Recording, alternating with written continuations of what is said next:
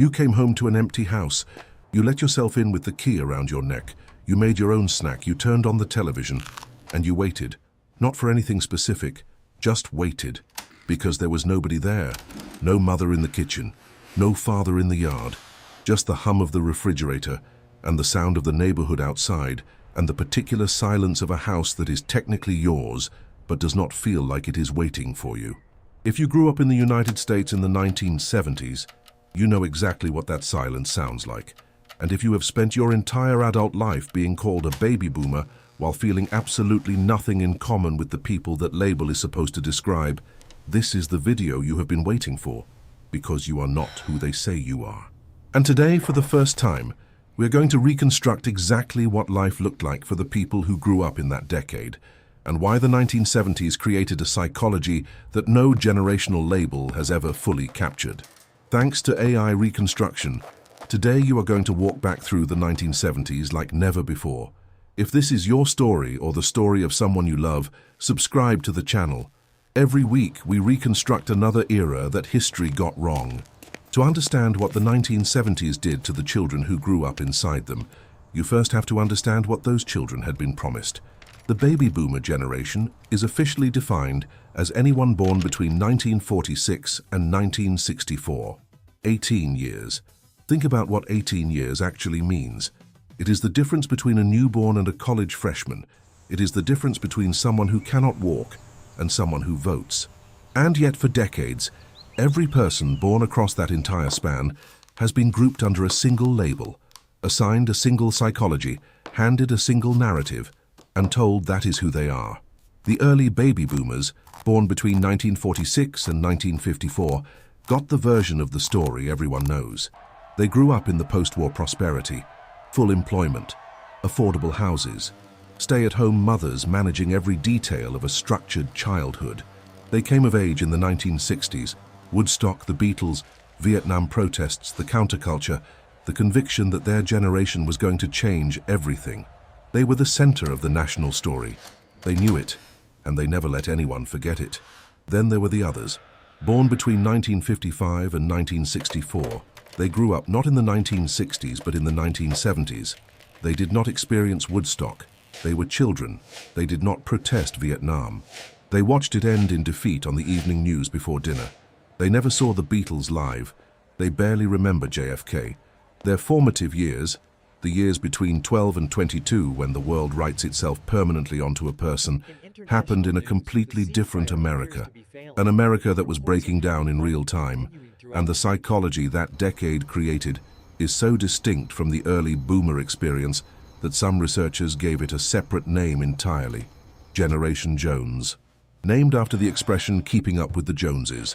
The constant striving, the feeling of arriving too late, the sense of reaching for something that was always just out of reach. The 1970s did not feel like the 1960s. They did not look like the 1960s. They did not smell like the 1960s. The 1960s, for all their chaos, carried an undercurrent of genuine optimism, the belief that change was possible, that institutions could be reformed, that the future was going to be better than the past. The 1970s carried something entirely different. The 1970s carried the feeling that the optimism had been wrong. Watergate broke open in 1972 and did not stop breaking until 1974, when a president of the United States resigned in disgrace for the first time in history. The children who were 10, 11, 12 years old during those hearings watched something specific happen. They watched the adults around them realize that the man at the top of the entire system had been lying. Not about small things, about everything. And the adults did not know what to do with that, so the children absorbed it without a framework, without a language for what it meant, without anyone sitting down and explaining how to metabolize the information that authority was not trustworthy. They just filed it somewhere and kept going. Vietnam ended in 1975, not in victory, in evacuation. Helicopters lifting off rooftops, people left behind.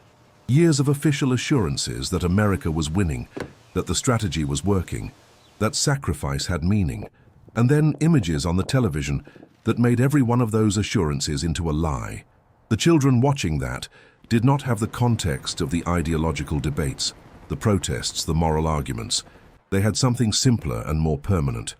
They had the visual proof that what the government told you and what was actually true were two different things. That lesson did not leave. The economy collapsed in ways that were visible inside the house. Inflation climbed through the decade until it reached double digits. $1 bought less every year. Gas lines stretched around blocks in 1973 and again in 1979. Families sitting in cars for hours, rationing fuel, watching a system that was supposed to be the most powerful economy in the world, unable to guarantee that people could fill their tanks. Unemployment rose. Factory jobs disappeared. The post-war boom that had funded the early boomer childhood, the prosperity that had made the stay-at-home mother and the affordable house and the new car in the driveway possible, was over, and nobody knew what came next. Inside the house, the consequences were concrete. Mothers went to work, not always by choice, by necessity. One income no longer supported a middle-class life. The economic structure that had produced a specific kind of childhood, supervised, structured, centered on the child, quietly collapsed. And in its place came something that had no name yet, but would eventually be called the latchkey generation. You had a key. It hung around your neck or lived in your pocket. You used it every afternoon at approximately 3:15 when you came home from school and let yourself into a house where nobody was waiting. You made your own snack. You did your own homework or you did not.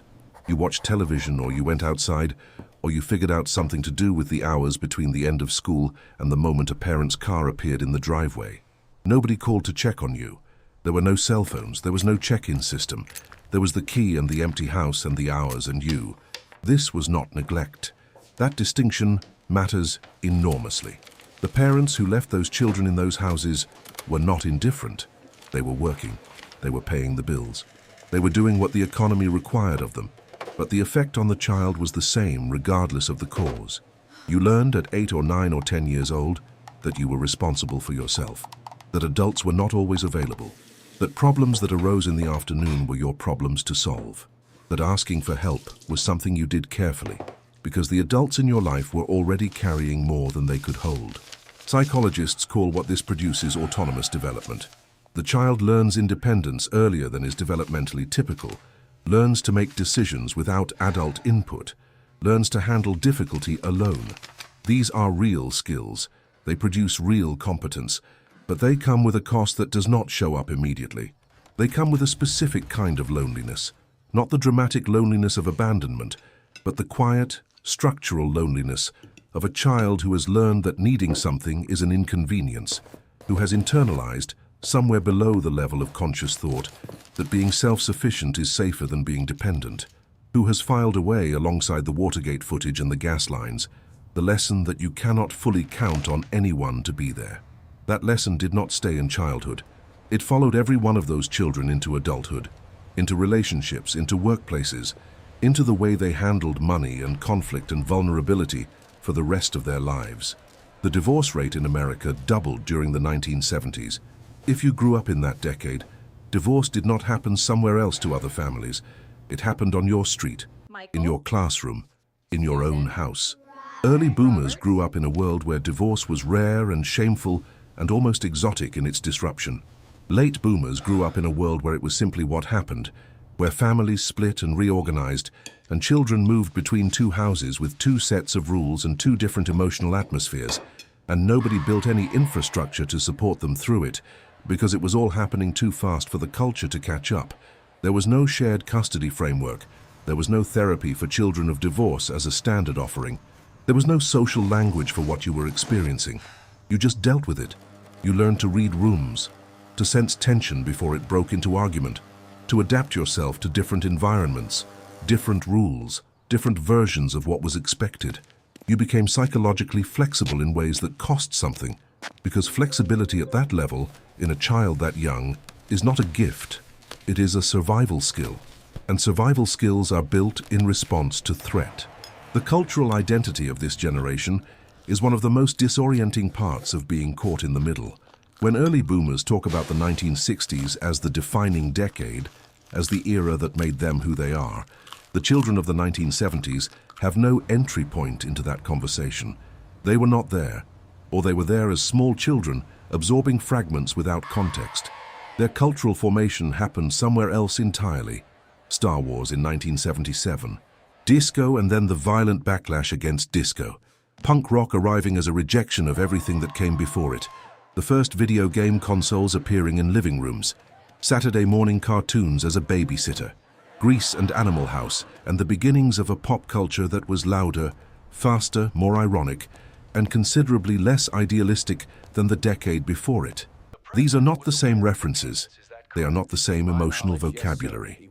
And when the generational conversation happens, when baby boomers talk about their shared identity, their shared experiences, their shared losses, the children of the 1970s sit in a strange silence, nodding at things they did not experience, unable to locate themselves in a story that is supposedly theirs. They do not fit with Gen X either. Too old, formed too early, missing the specific texture of the early 1980s as a childhood landscape. They are the bridge, the transition, the generation that absorbed the end of one era and the beginning of another without belonging fully to either. Some researchers estimate this group at approximately 50 million Americans. 50 million people who have spent their entire lives being described by a label that does not fit and excluded from the alternative label that fits slightly better. The economic betrayal arrived on schedule. They did everything right, studied, graduated, followed the instructions, and walked into the worst job market since the Great Depression. Unemployment was high. Inflation had already eaten through the value of money. Interest rates were astronomical. The promise their parents had made, that education and hard work produced security, turned out to be a promise the economy was not prepared to keep. The American dream arrived damaged, and the damage was not something they had caused.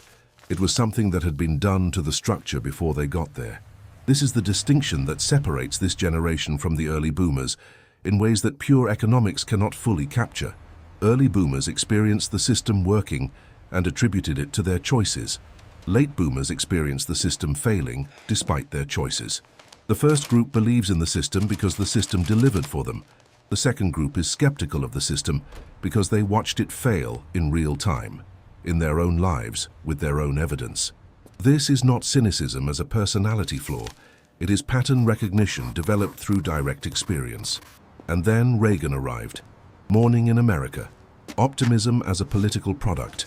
The promise of restoration after a decade of failure. For some late boomers, exhausted from the chaos of the 1970s, it felt like relief, like someone had finally turned the lights back on. These were the ones who became the yuppies, the young urban professionals who embraced career and ambition and material success as the answer to everything the previous decade had failed to provide. They worked 80-hour weeks. They wore the suits. They believed that individual drive could overcome systemic failure. Others looked at the same moment and saw something different. They saw the social safety net being dismantled. They saw unions being broken. They saw the gap between rich and poor beginning the long expansion that has never stopped. They became teachers and social workers and activists. They rejected the corporate answer as a betrayal of something they could not always name but could always feel. Both groups came from the same formation. Both groups were responding to the same decade.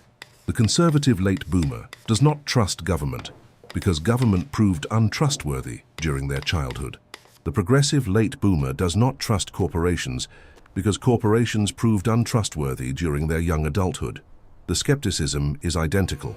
Only the target is different.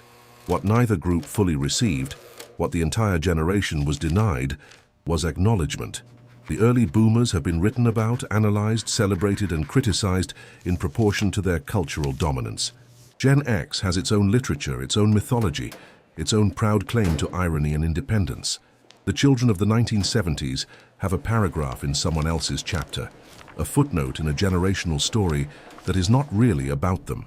50 million people who raised themselves, watched their institutions fail, absorbed an economic betrayal, navigated divorce without infrastructure, and came out the other side competent and cautious and carrying wounds that were never officially recognized.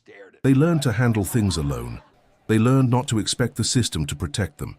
They learned that optimism required evidence before it deserved trust. They learned that love does not guarantee permanence. They learned that the key around the neck was not a burden. It was just the terms and conditions of a specific childhood. Those lessons are still present. They show up in the way this generation handles money, carefully, anxiously, always aware that security is fragile. They show up in the way they handle relationships, with one part always measuring how much it is safe to need someone. They show up in the way they handle institutions, with a baseline skepticism that sometimes reads as cynicism, but is actually something more precise. It is the appropriate response of people who watch the evidence accumulate over an entire decade of formation. For generations, the children of the 1970s have been called baby boomers and handed a story that was never theirs. A story of prosperity and idealism and cultural revolution that belonged to people born a decade before them.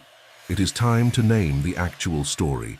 The key around the neck, the empty house, the news that lied, the economy that broke, the divorce that nobody had language for, the silence of an afternoon with nobody home.